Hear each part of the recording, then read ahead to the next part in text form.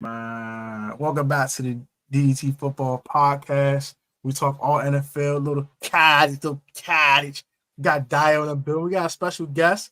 He was on the channel not too long ago, but we got Steezy A. Smith in the building. What's going on, y'all?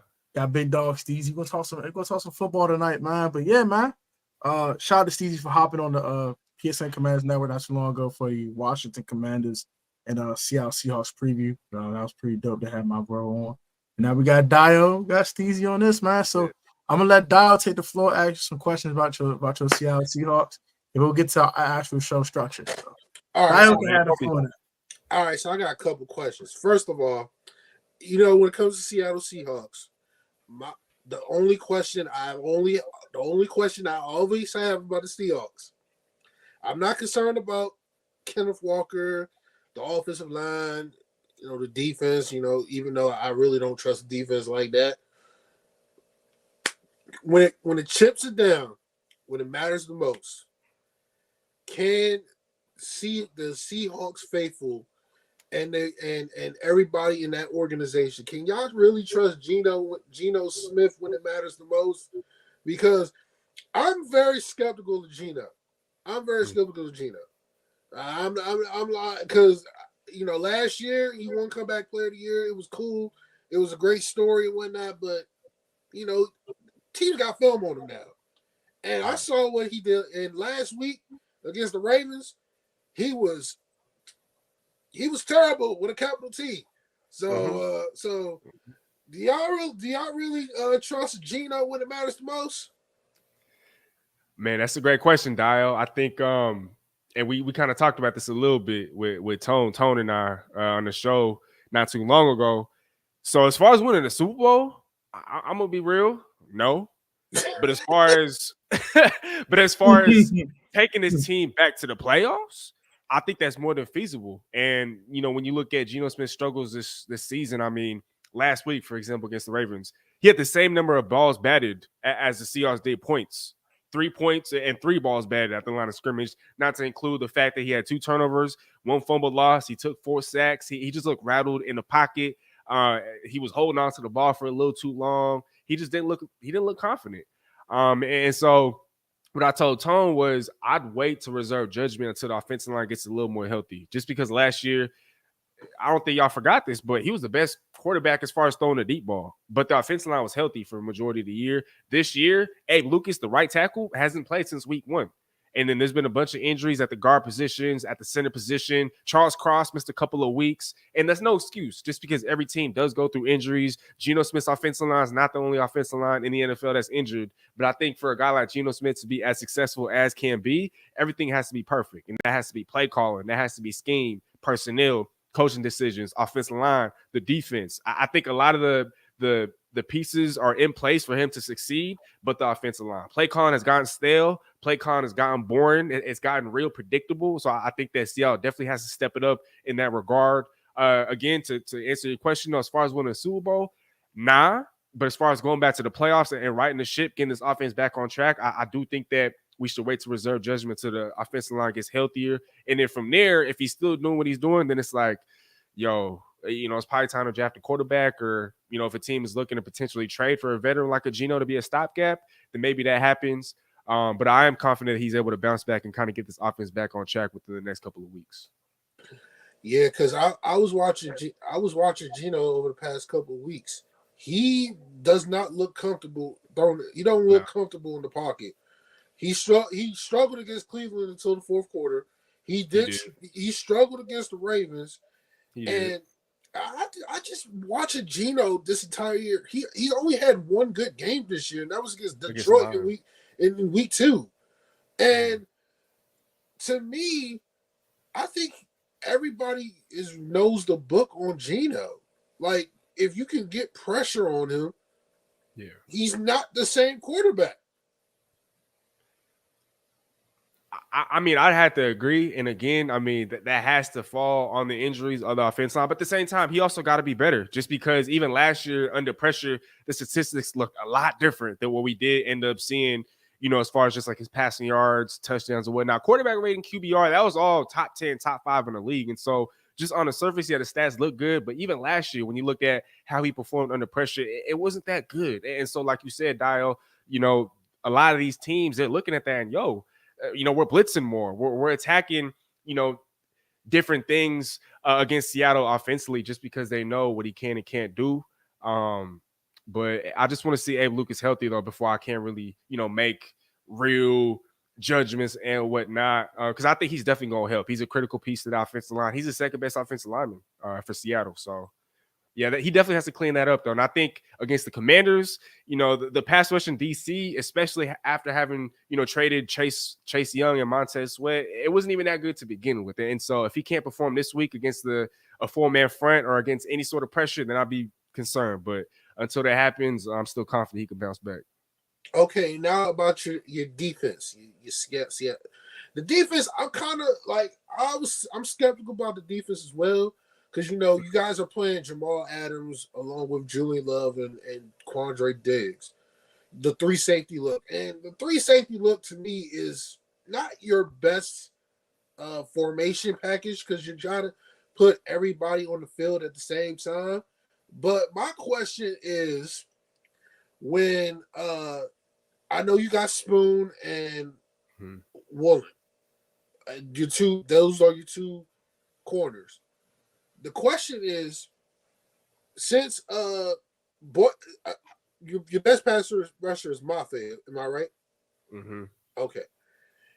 Outside of Boye Mafe, who else can get pressure on the quarterback? Because as you saw last week, even though Lamar didn't really throw the football down the field, the Ravens was moving the ball up and down the field, whether it was running or running the football or passing.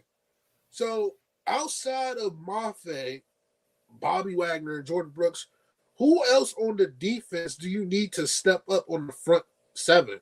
The back end is the back end. They'll do their job.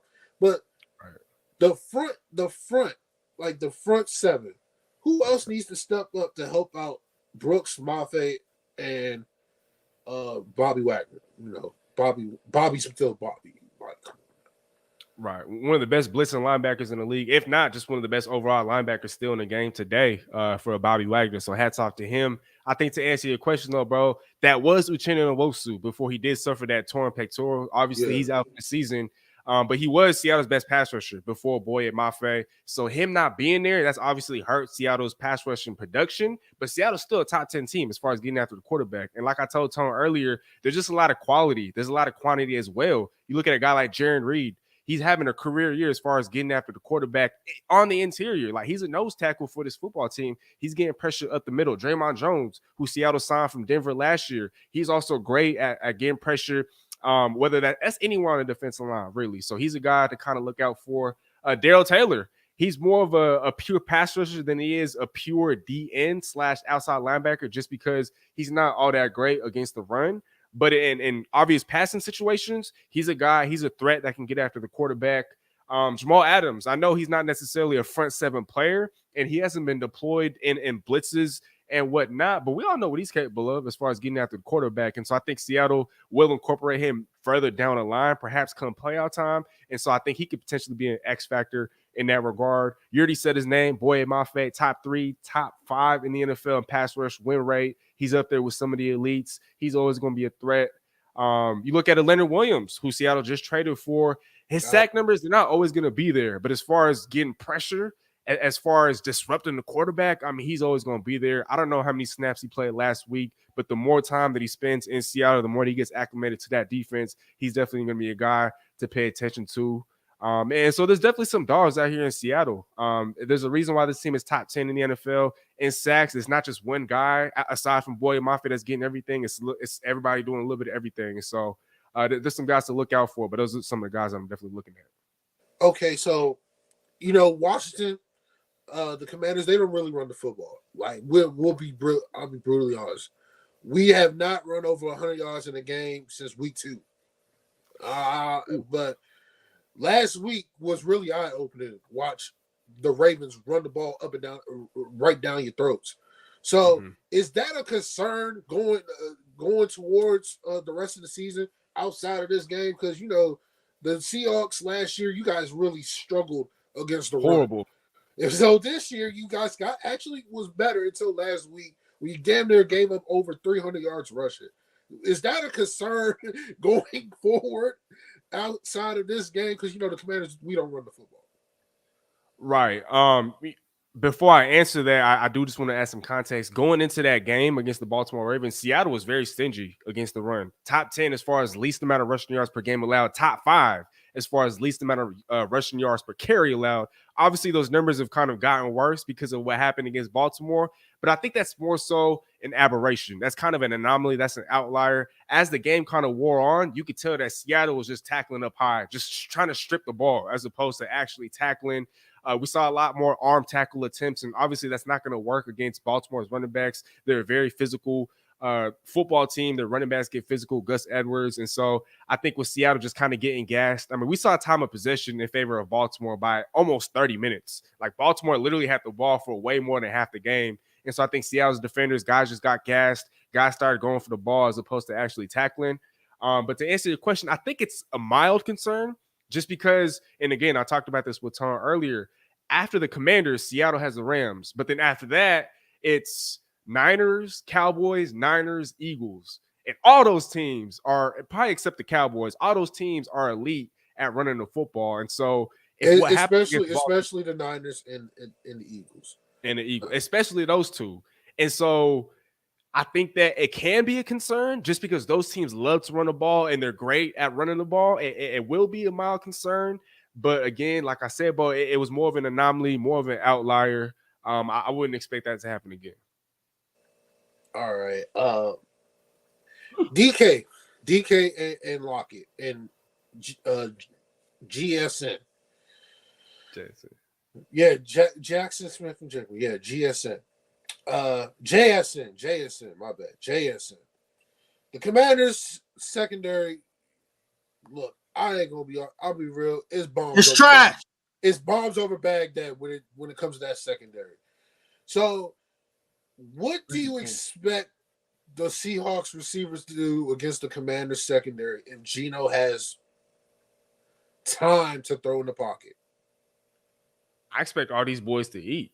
I mean, DK Metcalf, he's been underfed the last couple of weeks. I mean, last week he had one catch for 50 yards. And yeah, there was a 50-yard catch and run, but he just hasn't been, him and Geno haven't been on the same page. And so I expect him to get back on track. Tyler Lockett, I mean, he's been Seattle's best receiver statistically this year. I think he's due for a get-right game. I told Tone earlier, I wouldn't be surprised if JSN has his best game of the season. He's at least 60 yards in 2 of his last 3 games after starting the season off slow because of that wrist surgery he had, in the preseason. And, if Geno's going to have time, I mean, we talked about this earlier. The pass rush has been almost non-existent for Washington. The secondary isn't very good. This game isn't Seattle. And so I expect DK to have numbers, Lockett to put up numbers, JSN to have his best game, Geno to get right. I expect a lot, and I expect this team will put up points. Okay. So this will be Seattle's first look at Sam Howell. From your view, what have you seen have you been impressed with how Sam Howell has developed as the season progressed? So, as an outsider looking in, have you been impressed with Sam? No doubt. And again, I mean, I sound like a broken record. I keep saying this, but on the show earlier with Tone, I talked about how going into the season, I was very high on Sam Howell. Now, that was for fantasy football because I was on a fantasy football show when I was hyping him up. But everything that I said in fantasy terms still applies to real life. Just because when he was at UNC, he was a Heisman candidate. Not his last year in college, but his second to last year in college when he still had everybody, in college and not in the NFL. He was a Heisman candidate. At one point, he was projected to be a top 5, top 10 pick in the NFL. And, he's mobile. He's a leader. I think that he has that gunslinger mentality. He brings a lot to the table. And I do think that even though I am, somebody that's an outsider as far as this conversation, I'm very impressed. I mean, I think he's an above average quarterback in the National Football League. I don't know if I can call him a franchise quarterback just yet, but I think he's above average. And I think he's been somewhat of a revelation for you guys, especially after all the issues you guys have had at quarterback. I do think that what he's doing for y'all is a positive. Okay. All right. So you're in the NFC. You're in the NFC West. You got to play the 49ers. What has been your impression of Brock Purdy? Because Brock Purdy. Brock Purdy's always been getting some slack from Nick Wright, who don't believe in Brock Purdy. I think Brock Purdy is a top 15 quarterback when everybody's healthy. And you guys got to play him in 2 weeks on Thanksgiving.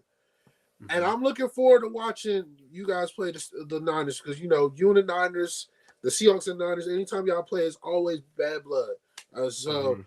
What's been your impression with Brock Purdy? I think that this year he's getting exposed a little bit. I think with a Brock Purdy, I know he hasn't had Debo. Debo is expected to come back this Sunday against the Jags, and so that's definitely going to help him. And I think what that kind of told me was that, like you said, he needs everything perfect around him for him to really be at his best. Offensive line hasn't been healthy. Trent Williams has been going through injury issues of his own. Brandon Ayuk, I think, missed a game earlier in the season. And so I think with him, he's gotten exposed just a little bit, but I still think that at the end of it all, he is an above average quarterback in the National Football League. I do think that he's an upgrade over a Trey Lance, over a Sam Darnold, over a Jimmy Garoppolo. I do think that he's the best quarterback that the Niners have had. And just because he's had a couple of bad games, that doesn't mean that he's a scrub. It doesn't mean that he can't start in the league. And I still think he's a solid dude. I do think that he should be their guy moving forward.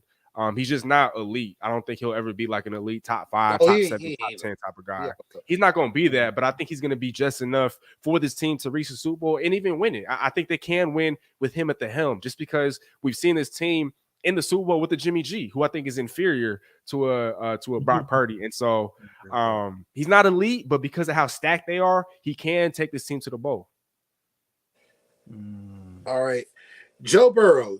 You guys played Joe Burrow before he became Joe Burrow again. So you guys caught the Bengals offense at the right time. So what are you expecting to see from Joe Burrow from the rest of the season?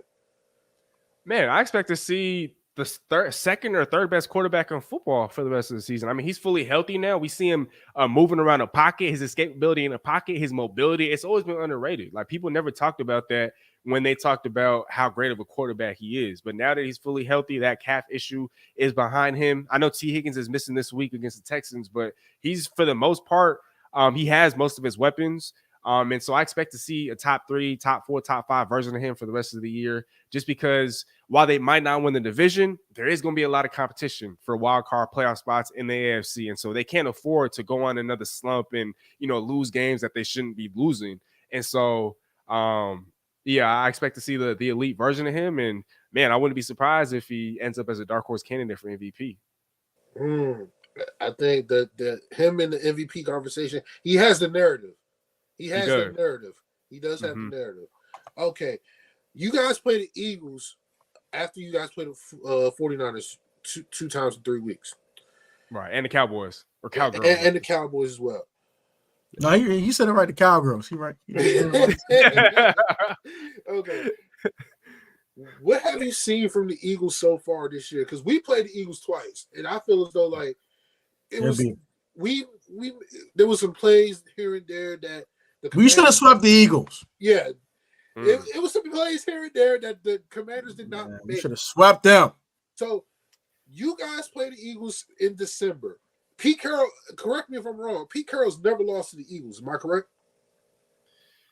That's a great question. I don't know if I can say never, but I do know that he has a winning record and he's won a lot more than he's lost against the Eagles. I don't think he's never lost to the Eagles as the Seahawks head coach. I don't think he's never lost to the Eagles. Well, I'll take that. So, okay, so when you guys play the Eagles in December, I'll be there. Yeah, you'll be okay. What are you when you see them in person? What will you expect your Seahawks to do against Philadelphia? I know you're taking things one game at a time, but when the Eagles roll into Seattle, what should the Seahawks expect to when they play the Eagles? Because I think the Eagles are they're lucking up in every game. They lucked up in damn near every game. So what should we Seahawks fans and you should expect when you guys play the Eagles in December? So I think it's crazy because the Eagles have the best record in football at 8-1, and they haven't been as good as they were last year, which is crazy to say.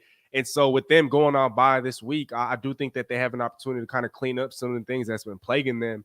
But going back to what you were asking, Dio, I expect a high-scoring game just because Philadelphia's defense, I mean, it hasn't been the same. I know they traded for Kevin Byard at the trade deadline, who is still one of the premier safeties in the National Football League. But I expect a higher-scoring game just because their secondary has been vulnerable. Their pass rush, while still great, they still have the talent. Again, it's not as great as it was last year. I mean, they did put up 70 sacks, and so it's kind of hard to kind of repeat that. I mean, that's a really high number.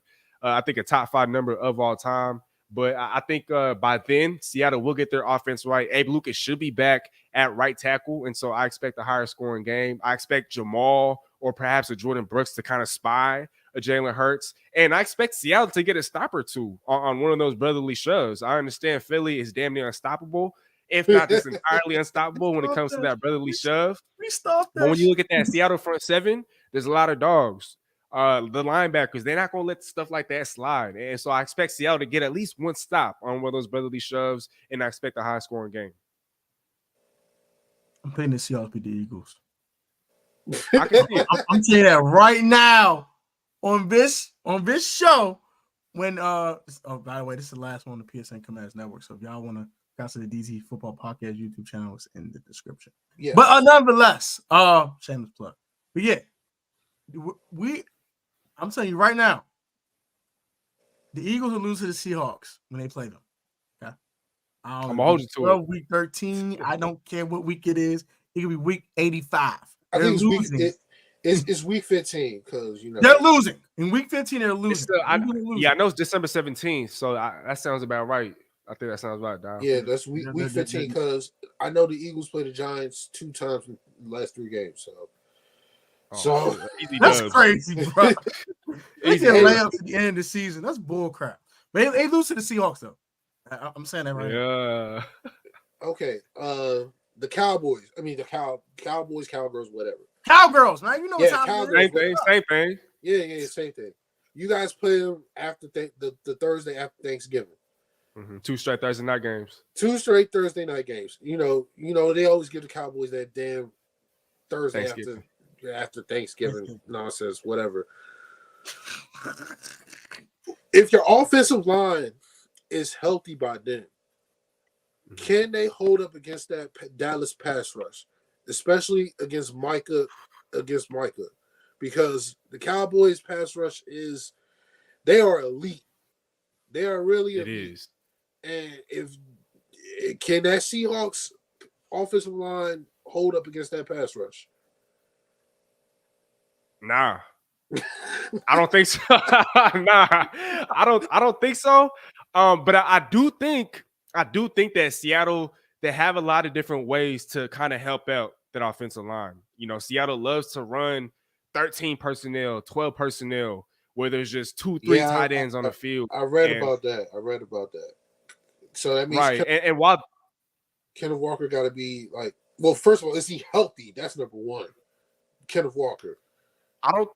He's not 100 right now, but he is more than healthy enough to play in games.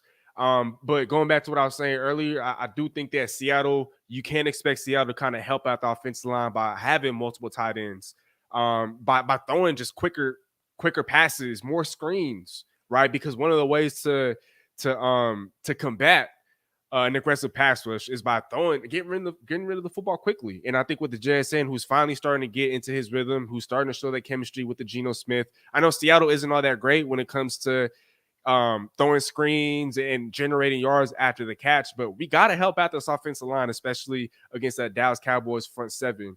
And so while my answer is no, to answer your original question, I do think that we'll see Seattle helping out the offensive line. And so, yeah, maybe there's a way that Seattle can kind of neutralize that pass rush if they help at that offensive line. Okay. The AFC North is a gauntlet. The biggest gauntlet in the National Football League. Your division is playing the AFC North. You've already played 3 teams in the AFC North. Y'all don't play Pittsburgh until week 17. In your opinion, when the dust settles, who survives the AFC North? And who's the best team that you've seen so far from the AFC North this year?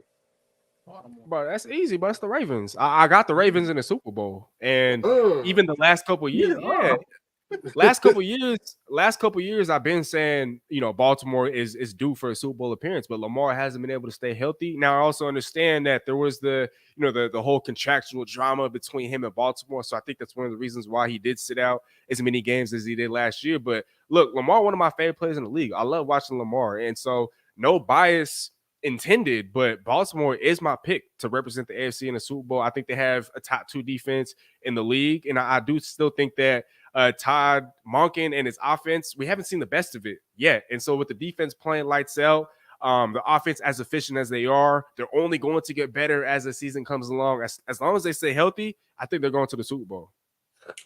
Hey, man, 2 great minds think alike, because I had the Ravens in the Super Bowl as well. But I just have them losing to your rival, the Niners. So, Okay. I mean, shoot, because I had the Niners in the Super Bowl too.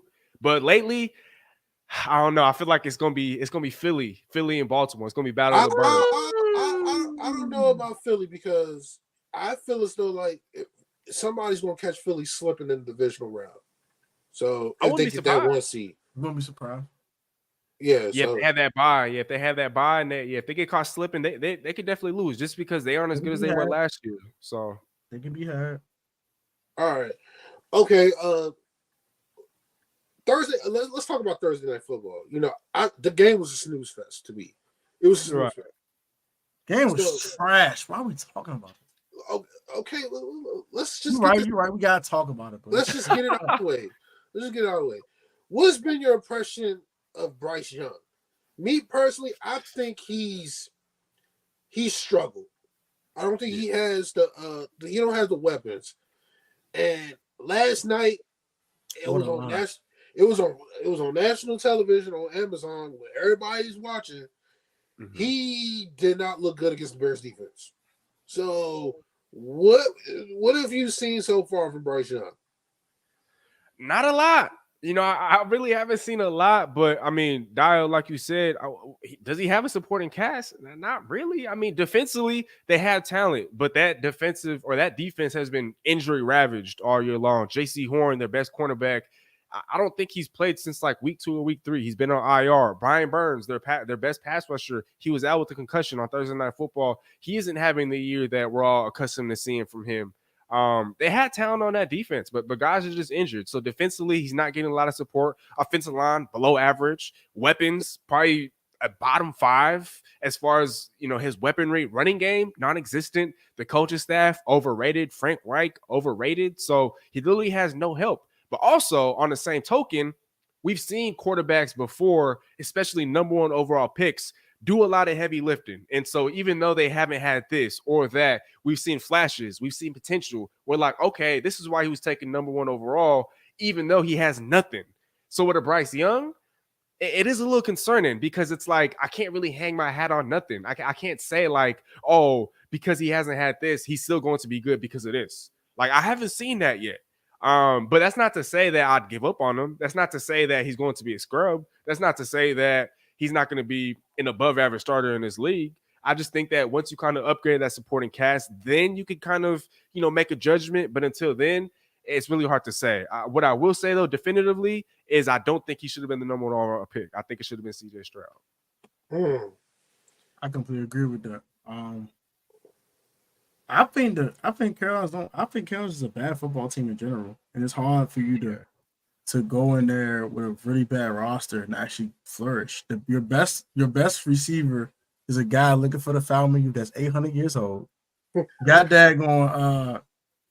Your offensive line stinks. You got one good tackle. The rest of the line is absolute dog crap. There's no running game to find of. Chuba Hubbard is the most mid of mid. And then it's like, bro, he puts the kid on the center like 6% of the time. He can't see over the line. 5'10". Like, what are we doing? Like, what are we doing in Carolina, man? I don't get it. Like, this. I think that they should have drafted C.J. Stroud for multiple reasons. One, he fits the Carolina offense a lot better than Bryce Young probably ever will. first and foremost. Mm. Frank Wright likes taller quarterbacks. We've seen this. Seen this with Carson. He had Carson in freaking Indy. Before that, he had freaking Phillip Rivers. And before that, he had another tall quarterback. He likes tall quarterbacks. He don't like short guys. He doesn't coach them well. He just doesn't. And I just think that the Panthers owner, David Tepper, he was the one that wanted Bryce Young. Oh yeah. So, I mean, I think it's his first year. He said, Yuki's a Niners fan, so I said. "Oh, no wonder."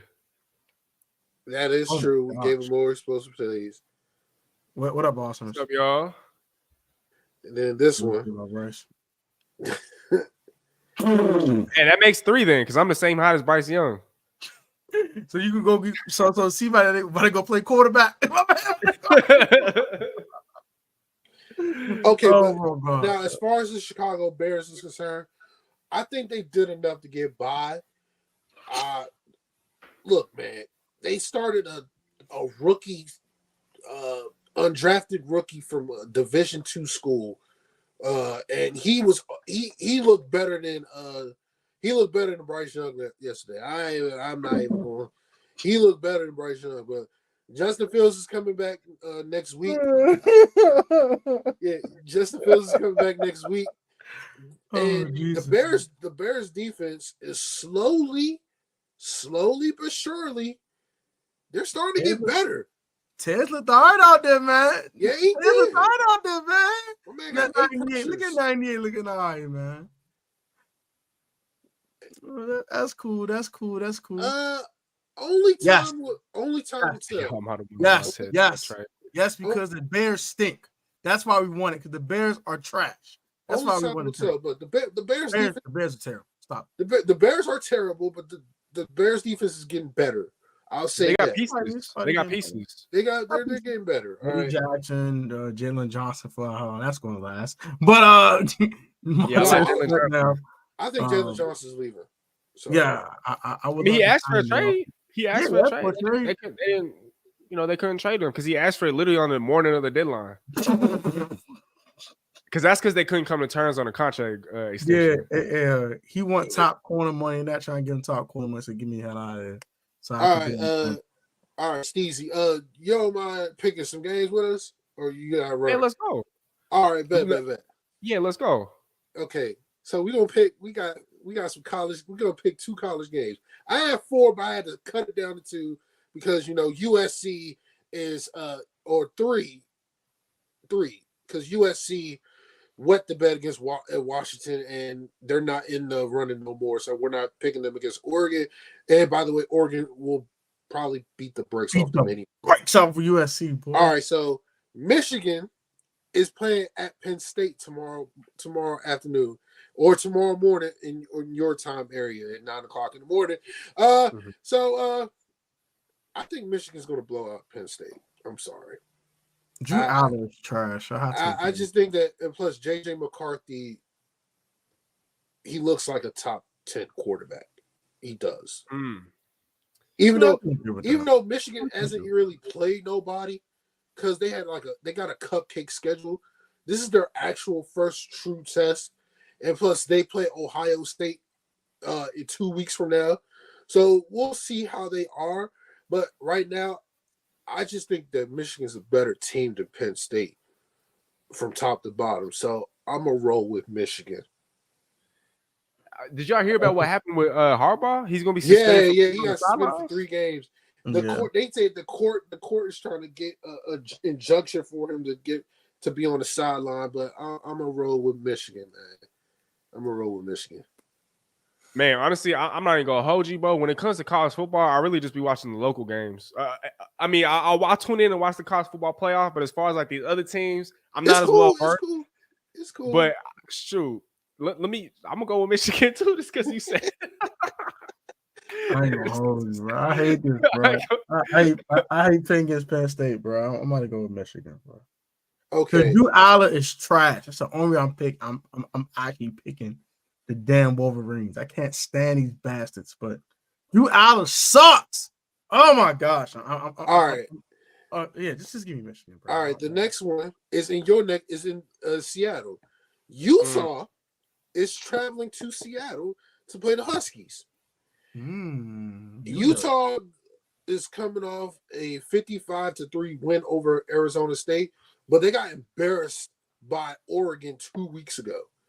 Yeah, Oregon destroyed them. Yeah, Oregon destroyed them. So I'll say this. I think Washington, they have to win. They have to win these games because they got to play Oregon again in the Pac-12 championship. Mm-hmm. So I'm gonna pick Washington, but they better put up some points because if Utah keeps this game close to the fourth quarter, I don't know, man. They may actually pull this out. But right now, I'm gonna roll with Washington because if Penix throws 400 yards, give that man a Heisman right now. I would give that man a Heisman. But he hasn't been playing well since the Oregon game. So, right. And I mean, there's been a couple of factors that have kind of played into that. I think there was 1 week where he was sick like all week. And so that definitely hindered his performance one of these weeks. I forgot which week it was, but I got to roll with UW too, just because UW does have some work to do if they want to crack that top 4 and ultimately make the college football playoff, which I think they're capable of doing. And like you said, Dio, the offense has kind of been sleeping, with the exception of what happened against USC last week. I mean, 52-42. Obviously, the offense. They ran for almost 300 yards. Yeah, Dylan Johnson. Dylan Johnson had a career day. I mean, 4 touchdowns. What was it? Almost 300 yards just by himself, just running the football. So Michael Penix had a lot of help. He didn't have to do too much. And obviously, USC's defense is I mean, their defensive coordinator got fired. Yeah. So.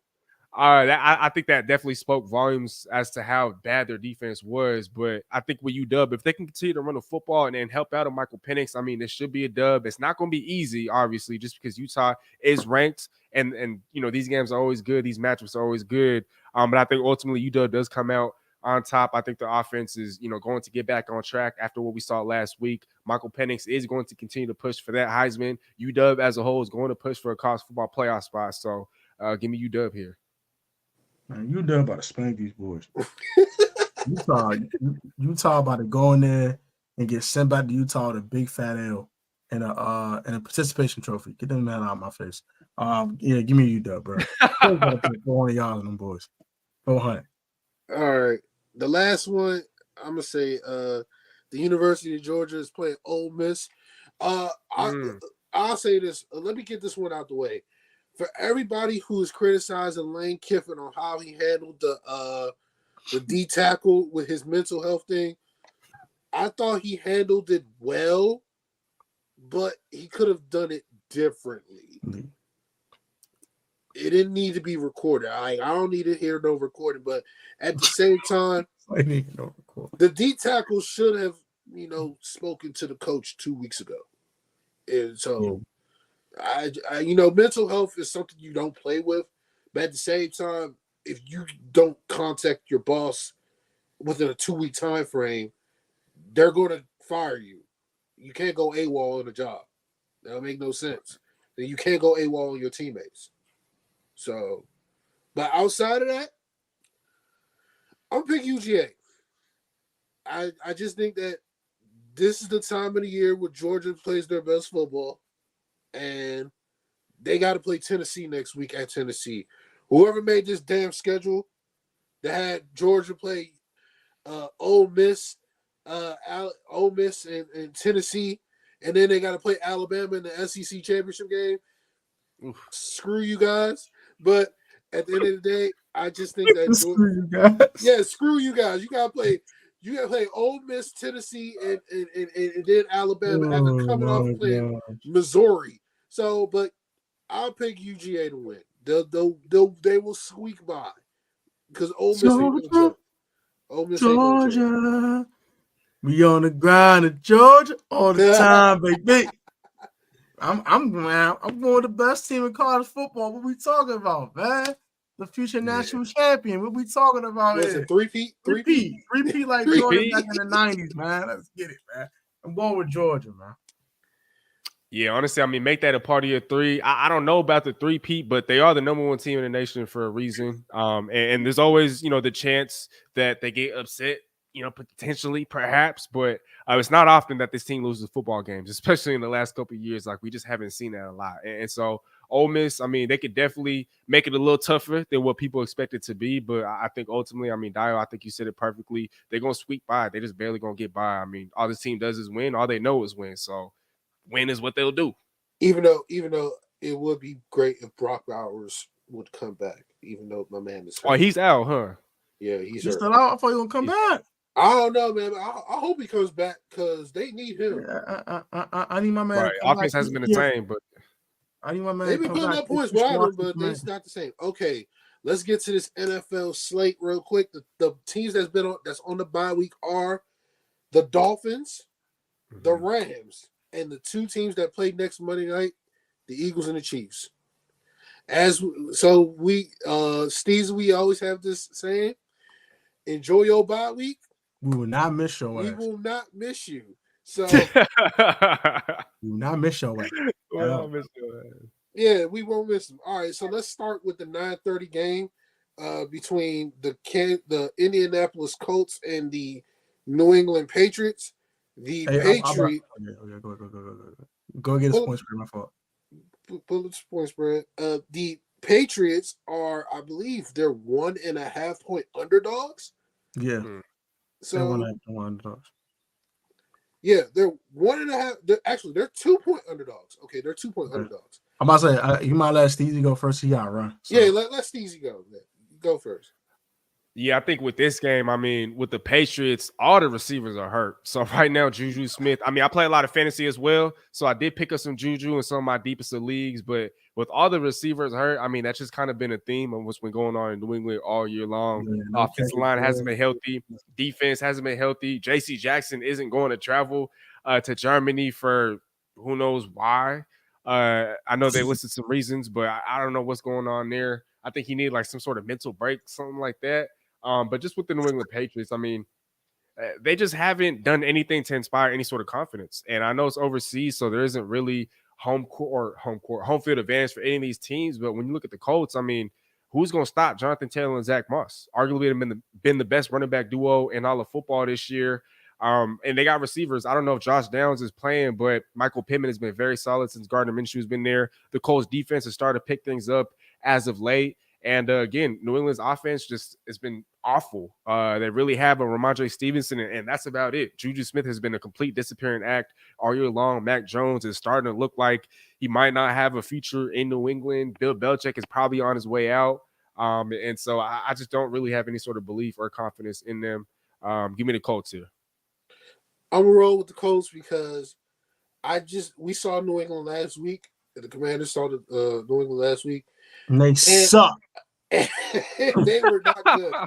They were not good, man. And I just don't see. I ain't me being emphatic, but I just don't see New England. Facts. I just don't see New England scoring points on the Colts defense.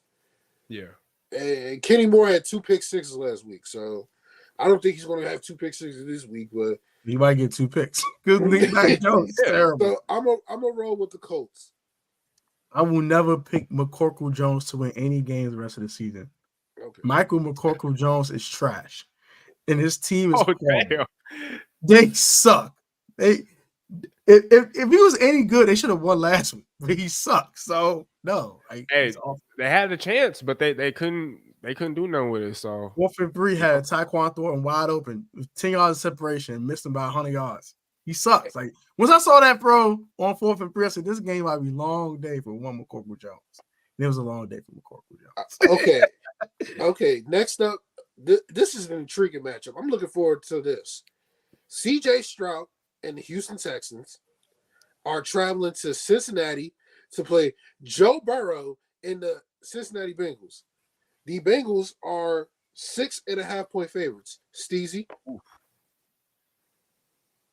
Man, 6.5. And my bad, y'all. This is the last game I got to preview before I bounce. Yeah, go ahead. I think so. Last time I saw CJ Stroud's not going to have Nico Collins. He's out for this game. And then, like I talked about earlier on the show with Tone, T. Higgins is listed as out or unlikely to play. So both quarterbacks are going to be missing some weapons. But man, like we've been talking about, Cincinnati's hot right now. Cincinnati is at home.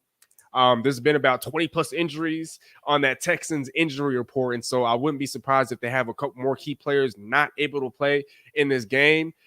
I don't think I'm going to give the Bengals a spread. I think Houston can cover, but I got Cincinnati winning this game because they're hot right now again. And Texans, they're not going to be able to keep up. And so I think there'll be some fireworks though for sure. I think they cover, but again, Cincinnati, they're at home. They're getting hot at the right time. Joe Burrow is healthy as he has been all year. Jamar Chase had a letdown week last week, and with T. Higgins being out, I do think that he'll bounce back this week. And so give me Cincinnati here. All right. Well, Steezy, we appreciate you being on the show. Plug your shit, man. Just plug your shit. No, for sure. Hey, Dio, nice to meet you, Bodie. I appreciate you guys for having me on. Tone, as per usual, man. I love working with you, bro. I appreciate you for always putting these together. I love doing these with you, bro. So to everybody out there that's tuned in at the Protect Sports Network, Dio, I'm not sure what your socials are, so I can't plug you, but definitely be sure to show him some love, tap in. Yeah, I'm out, but again, I had a great time. Y'all have a great night. Stay blessed. And I can't wait to hop back on soon. For sure, man. Have a good one, Brody. Good seeing you, my guy. Yes, sir. Y'all be smooth. Thank you again. For sure. All right, Shout well, out to Steezy, man. All right, shout out to Steezy, man. He cool brother. Cool brother. Anyways, Tone, who you got winning? I ain't gonna lie to you, bro. The Texans gonna cover, but I'm picking the Bengals, bro. I want to pick the Texans so bad. I swear I do.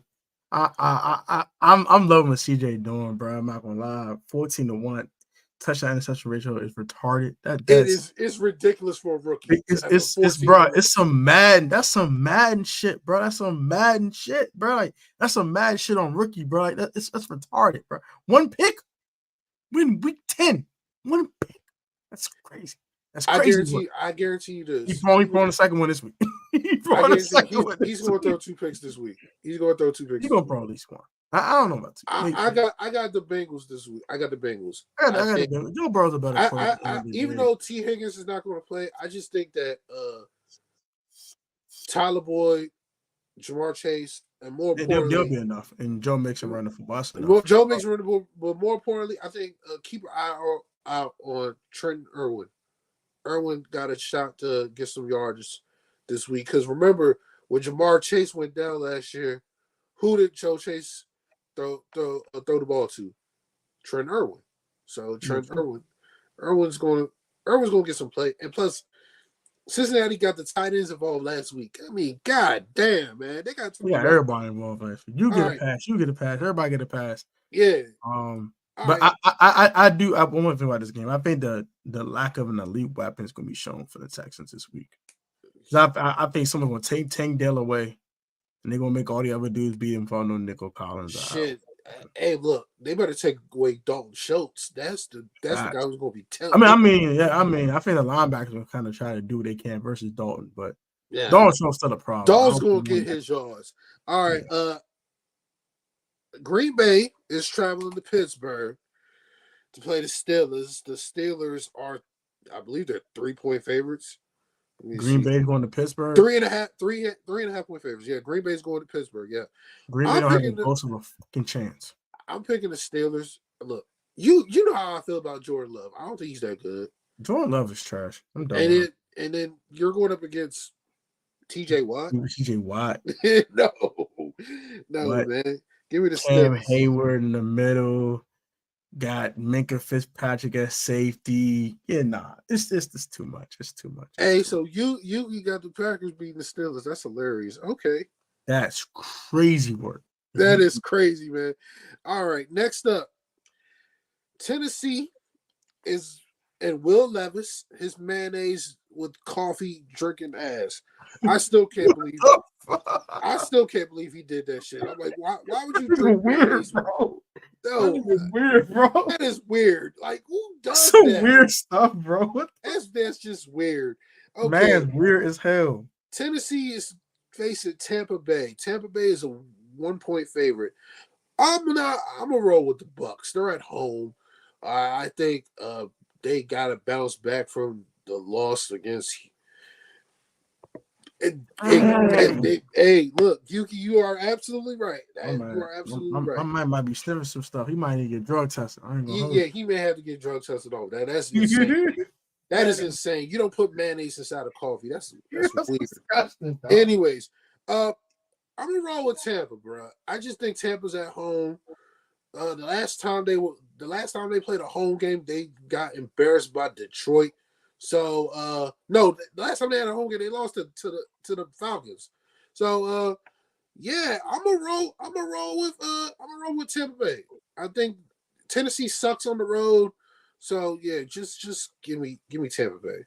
When two not so good teams are playing, try to take the home team, taking Tampa. I just think they're a better football team at the moment. Will Levis will have his little moments, it's just nice throws and moments of good play, but won't be enough. They'll take Derrick Henry away and make Will Levis beat him, and he won't, because the Tampa Bay Buccaneers defense is actually good. And they're gonna fluster the young guy a little bit. Baker's gonna manage the game. Mike Evans is gonna be Mikey because he's Mikey. They're gonna win. That is all. All right. Next up, New Orleans is playing Minnesota. The Vikings are 3-point underdogs. Look, man, I know everybody is high on Josh Dobbs and what he did last week. That was nice. That was cute. It was nice. It was cute. But just remember, Josh Dobbs was quarterbacking Arizona, and he was 1-6 as the quarterback. I'm picking the Saints. He's actually the starter. It's not Jaron Hall.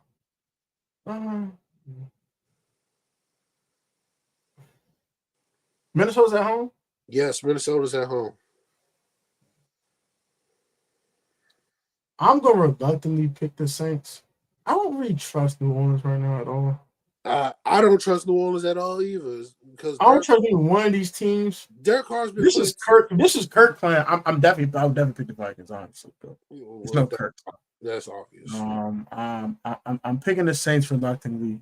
I don't trust these fools, but I can't trust Josh Dobbs either. So I'll go ahead and take the Saints. All right. Now the two big games in the 1 o'clock window. The San Francisco 49ers are playing the Jags in Jacksonville. The Jags are 3-point underdogs. I'm picking the Niners. This is the bounce back week. They had a bye week to get ready. I don't know if Big Trent's going to play. Quite frankly, I don't really care if Big Trent don't play. As long as Debo is back, Brock Purdy got his full set of weapons, and I think the Niners defense, they're going to get after good Trevor Lawrence. And I think Chase is going to have 2 sacks in this game, along with Nick Bosa, Randy Gregory, Eric Armstead, Javon Hargrave. The Niners defense is going to get after Trevor Lawrence. I'm gonna roll with. I'm gonna pick the Niners, but I don't think it's the way you're gonna think they're gonna win the game. I don't think it's gonna be a blowout. Their offense gonna win in the game. I don't think it's gonna be a blowout, but I just think I think their offense is gonna win in this game. I don't think their defense is gonna do anything. I don't trust Steve Wilkes. He's terrible. He's horrible. I don't trust him to call the right calls defensively. I don't trust Steve Wilkes right now. Until I see him play a good offense and hold him to like 17 or something like that, then yeah, give me a call. But right now, no. Brock Purdy about to tear this Jaguars defense to shreds. That's how they're going to win the game. Brock Purdy has 3 touchdown passes. It's a bounce back game. Kittle get a touchdown. Debo get touchdowns return. And I think playing? Huh? Is Ayuk playing? Ayuk was not on the injury report. Okay, all right. So everybody get a touchdown. McCaffrey gets a touchdown. 35-20. I'll say this. I think this is the game McCaffrey gets it going. The Niners get that run game going again. Because the last 3 weeks, actually the last 4 weeks, dating back to the Cowboy game, the Niners have not been running the football like that with McCaffrey. So I think the Niners will get they'll get that run game going. So C-Mac is back. Like crap. The next up, next up, the Cleveland Browns are traveling to Baltimore to play the Ravens. The Ravens are 6.5-point favorites. This is my upset of the week. I'm picking. Nigga, no. Here's Crazy. Here's the reason why I'm picking the Browns. Right? The Browns defense got to get their get back from the first time they played. Remember they gave up 28 points. But but you gotta look at the details of the 28 points. Majority of the Ravens' points came off turnovers. And not only that, Deshaun did not play. They was going up against DTR. Deshaun is actually playing this game. True.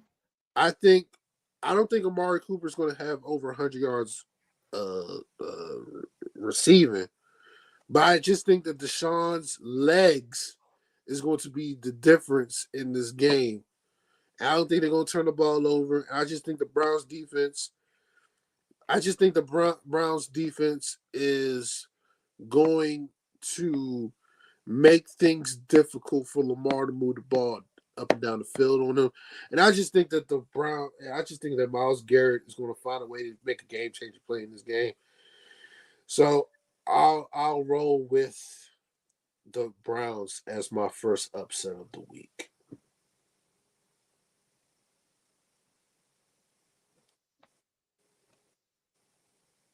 Just pick the Ravens, man. We all know. The Browns are covering. No. I'm picking the Ravens. No one wants to play these niggas right now. These niggas are the super gremlins right now of the AFC. Okay. Everybody ass. I'm picking the AFC version of the super gremlins to whoop ass because they have been whooping everyone ass until they get their ass whooped, until they get served a nice hot ale. I'm not picking it. So I'm picking the Ravens. But the Browns will cover 6.5 though. For sure. All right. Next up, the Atlanta Falcons are facing the Arizona Cardinals. Oh, Jesus. The Arizona Cardinals are 2-point underdogs. This is my second up. It's Kyler playing. I'm about to tell you. This is my second upset of the week because Kyler is playing. Kyler's playing. James Conner's playing. I don't care if Taylor Heinicke keys the quarterback, but at the end of I just think that Arizona appreciate you. Yes, sir. Appreciate you. Yes, I just think that at the end of the day, I'm picking Arizona to beat the Falcons. I'm picking Arizona to beat the Falcons, bro. Kyler Murray's playing, man. I know he's going to be a little rusty. He hasn't played no game. He hasn't played a football game since December. But I just think that Arizona with Kyler Murray is better than the Falcons. You can't really trust the Falcons. They lost to Josh Dobbs last week, man. They lost to Josh Dobbs. Hey, just getting there too. You just got there and beat them niggas. You just got there and beat them. The Falcons put 31 on their head. I'm sorry, bro. The Falcons out doing ass and going off. Yeah, the Falcons got to earn everybody's trust back because that was pathetic. That was pathetic, bro. Yuki, you gotta understand. Look, Yuki, you gotta understand something, bro. The Falcons do Falcon things, and you can't. And the Commanders do Commander things. The Falcons do Falcon. The Falcons do Falcon things, bro. They call. What the? So, unfortunately, they be falconing out this month. They be falconing. There's no way around it, bro. And I just think Arizona, with their quarterback back, is going to beat them. Hey, when they say, I got my swagger back, I got my quarterback back. Exactly. Atlanta, them niggas, they suck. Taylor Heinicke sucks. Desmond Ritter sucks. This team sucks. They suck after that crap. And that crap they pulled last week, I'm not picking them for another month. That was pathetic. Hell no, I ain't picking their ass no more. No. I'm picking the Cardinals. Damn it, you're right. I'm picking the damn Cardinals. I don't trust Atlanta right now, bro. You can't trust the Cardinals right now. They lost to Josh Dobbs, bro. They love have a game-winning drive, fool. A game-winning drive, bro. They put up 31 on their head top with a quarterback that just got there after they starter. They backup that was supposed to be the backup was a starter. He gets hurt. This man come in here, just got traded there and beat them, bro. No. Kyler Murray going to carve their ass up in his return. It's going to be a vengeful return for one Kyler Murray. He got some things to prove, man. I ain't going to hold you, bro. He got some things to prove, bro. Everybody saying, he don't study. He don't do this. He don't do that. Yuki, there's other people who pick the Falcons. This podcast is not picking the damn Falcons. Just let y'all. I'm picking the Cardinals, bro. All right. Next up, the Detroit Lions are playing the LA Chargers. The Detroit Lions are 3-point favorites. I'm picking the Lions, bro. I'm sorry. I'm picking the Lions. I don't see the Chargers. The Chargers, come on, man. Like, no. I'm sorry. No. I'm picking the Lions, man. I'm just going to roll with Detroit. David Montgomery's coming back.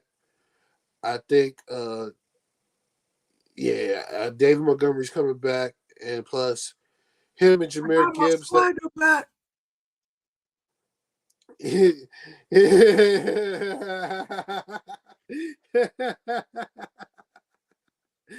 that's funny. Anyways, I'm gonna roll with the Lions. I just think they're a better team than the Chargers, and I know Herbert is better than Jared Goff. I just think that Jared Goff, he just got better. He just got better weapons surrounding him. So outside Keenan Allen, yeah, he just got better weapons surrounding him. So I'm gonna just roll with Detroit. I'm picking Detroit. Because they're a better football team. And the Chargers they still cannot stop the run. So David Montgomery and Jahmyr Gibbs better have a good old time. They're gonna go play action fake, and they're gonna have a good old time. And Justin Herbert, it's like you're gonna struggle this week, buddy. Hutch gonna be on your ass, boy. Right on rice. Hutch. Flies the SHIT, boy. You about to be Hutch on your ass, boy. Hutch in that pass rush, man. They about to get after him. All right, next up, look, man, ain't no Cowboy corner, so let's just get this out the way. There are 17-point favorites against the damn New York Giants. Listen, 17, God dang. Yes, there's 17-point favorites against the Giants. I'm not wasting time. I ain't wasting no time, no space, no energy on this game. Tommy DeVito is starting, and that's an L right there. So yeah, I'm gonna roll with the Cowboys. They gonna blow these boys out yet again. Yeah, give me Cowboys. Are we getting another 40-0 ass whooping? I hope so. I hope it's 50. I ain't gonna hold you, bro. They should be 21-point favorites. This is about to be a dismantling of the remnants of the New York Giants roster. They should be, man. Like anytime I see the Cowboys and the Giants play, I just say to myself, Tommy DeVito, bro. No. Anytime he said Brawley and Vegeta. Wait a minute. No, this probably Brawley versus Krillin, nigga. This probably be an ass whooping, boy. Listen, man. Anytime the Cowboys and the Giants play, it's an automatic lock for the Cowboys. This is an easy dub. Like, what is we talking about? Hey, bro, I ain't gonna hold you, bro. This about Boo versus Krillin, nigga. He about to get eaten, nigga. We talking about Kid Boo, Fat Boo, or no, we talking skinny tall Boo, nigga. He about to eat the nigga like chocolate, nigga. Niggas Krillin, nigga. It's over. These niggas about to be Krillin, nigga. Hey, nigga to a chocolate. See, Tommy DeVito. Get these niggas out of here. All right, man. You know, it is what it is. Oh, All right, let's get the Commander quarter. The Commanders are 6-point underdogs against the Seahawks. I saw you preview. You got the Commanders winning, so I got the Commanders winning as well. Look, I ain't want to say that. I ain't want to say it in front of Steezy, but I don't trust Gino. I know the Commanders don't got no damn pass rush. It's gonna be bombs over Baghdad, but I just think Sam's gonna find a way to keep the game close to the fourth quarter, and they're gonna win. So, and they choke. Yeah. So yeah, new high order. Yeah, Commanders win. Yeah, 30 Commanders. I already said it. So, shootout. All right. Next up, Sunday Night Football. The Jets are Before you traveling to continue, bro, Vegas. you got to read the comment. You got to The cooler treatment. The cooler The treatment. Giants about to get destroyed. But Oh, go with Buffalo, bro. That was funny. All right, the Jets are facing the Raiders. It's basically a pick'em. Good. Picking the Jets. I was gonna. I thought at first I was gonna pick the Raiders, but then I realized Aiden O'Connell got to go against the Jets defense. So oh my I'm gonna roll god, with the Jets. we don't trust Zach Wilson either, though. I mean, look. As much as I don't trust Zach Wilson, at least he ain't going up against the Raiders defense is not that good. So I'm gonna roll. It ain't the Jets defense. It's not the Jets defense, so I'll just roll with the Jets. I ain't gonna lie. I went with the Jets defense last time and I got 8 up for 27 points on my head top. Okay, what week was that? I'm very disappointed. But that's Justin Herbert. This is Aiden O'Connell. So, well, Justin Herbert only had 136 yeah, he didn't really do anything. They had a bunch of short fields and all that. I get that. I like how Aiden O'Connell played last week though. But that was against the Rams. That was against the Giants. He's going up against a better defense. We'll pick the Jets. Their run game and defense can go anywhere. So I'm gonna pick the Jets. All right. Last one, Monday Night Football. Buffalo is hosting the Broncos. The Bills are 7-point favorites. Look, man, I'm picking the Bills. I know the Broncos coming off their bye week and whatnot, but Josh Allen, Russell Wilson, you do that.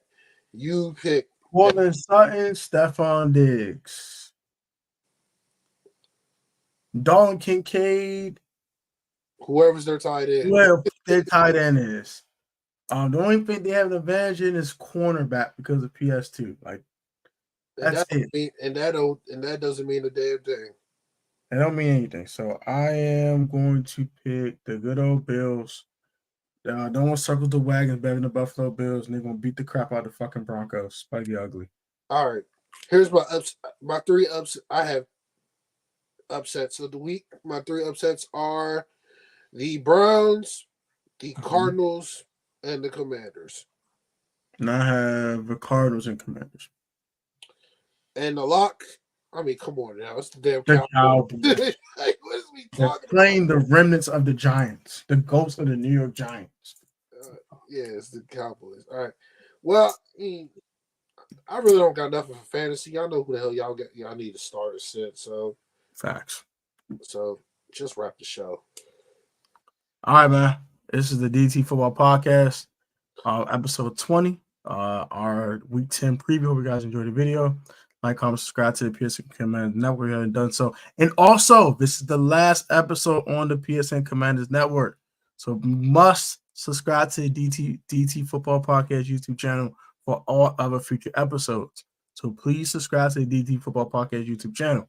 You can find it in the description of this video after it publishes, or you can go ahead and find it under channels on the PSN Commanders Network, and also the Life of Tone channel. They're on both channels and the channel in the channel description thing. So look on the channels, just say feature channels, you click it, subscribe, and smash the damn button, please. Oh yeah, and we will get Dave's picks off or in writing tomorrow morning. because this man done slept through the whole goddamn day. So yep, and on top of that, he missed a nice special guest, so he'll be okay. But yeah, until then, our quote, sir. May your neighbors respect you. Yes, sir. Neglect you. Yes, sir. Angels protect you, and heaven Amen. accept you. Amen. Amen. Y'all be easy. Y'all have a great night and get some sleep. We'll catch you Tuesday at 9:30. Same bad time. Same bad on channel. the DDT Football Podcast channel. So subscribe and catch us Tuesday. Good night. Peace, y'all.